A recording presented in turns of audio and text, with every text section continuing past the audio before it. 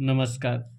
आज बात होगी फर्स्ट हाउस का, क्योंकि कुंडली में जो फर्स्ट हाउस है वो किसका है? वो स्वयं का है।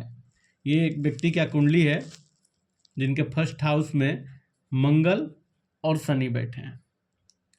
क्योंकि कुंडली को बिना फर्स्ट हाउस को देखे फर्स्ट हाउस में कौन बैठा है और फर्स्ट हाउस का लॉर्ड कौन है, आप कुंडली का विवेचना नहीं कर सकते हैं। क्योंकि कुंडली में चाहे कितना बड़ा राजयोग हो, कितना ही बड़ा धन योग हो, लेकिन अगर लग्नेश कमजोर हो गए तो वो, क्योंकि लग्न रिसीवर है, वो रिसीव नहीं कर पाएगा, उसका वो सुख नहीं भोग सकता।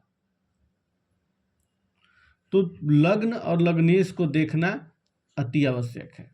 कि कुंडली है जिनके लग्न में मंगल बैठे हैं और मंगल 4th हाउस और 9th हाउस का लॉर्ड है, जबकि शनि 7th और 6th का लॉर्ड है।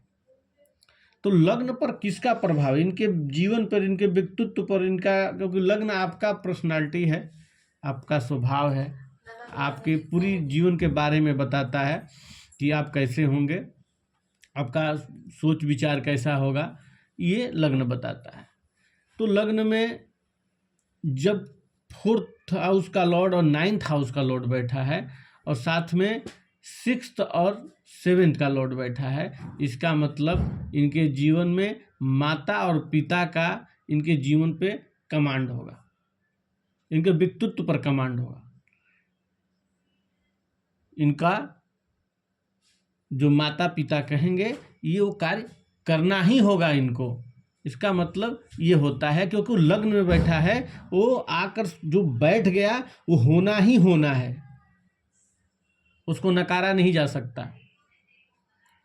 क्योंकि ग्रह अपने कारक तत्वों का भी फल देते हैं, तो मंगल अपने कारक तत्व ये लग्न में होने के कारण ये काफ़ी एनर्जेटिक होंगे और थोड़ा झगड़ालू भी होंगे, क्योंकि मंगल जो है वो झगड़ा का कारण भी, लड़ाई झगड़ा करने वाला भी होता है।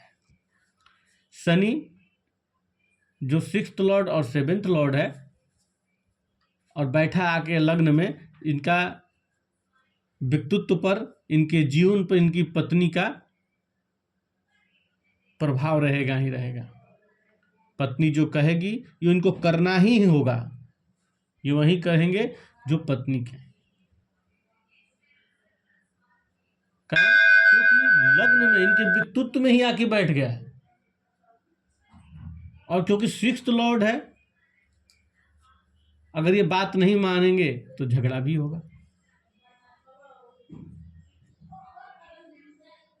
6th हाउस लॉर्ड भी है, 6th हाउस सेवा का है, रोग का है, ऋण का है, रोग ऋण रिपु का है।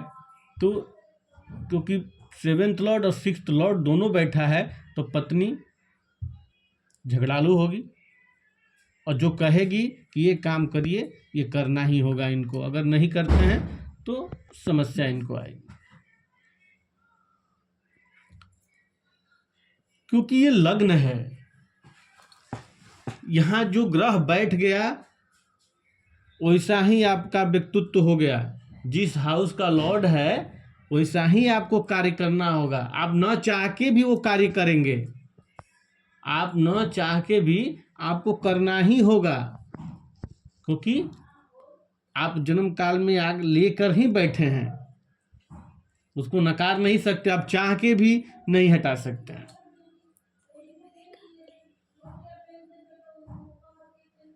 धन्यवाद।